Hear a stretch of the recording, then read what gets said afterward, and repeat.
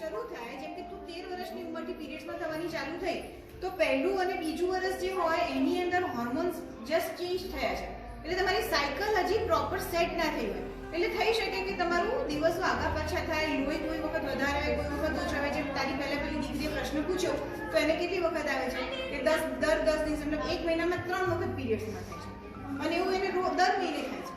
સમજ પડી?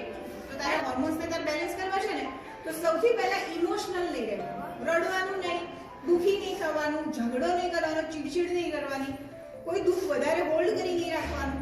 અને એવું હોય ને તો તું એક વખત સાંભળ, તું ગાયનેકોલોજીસ્ટ પાસે જઈ આવ. મારી વાત સાંભળ, રડીશ નહીં, સાંભળ, તું ગાયનેકોલોજીસ્ટ પાસે જે આજે મેં કીધું ને તને એ જ કહેશે.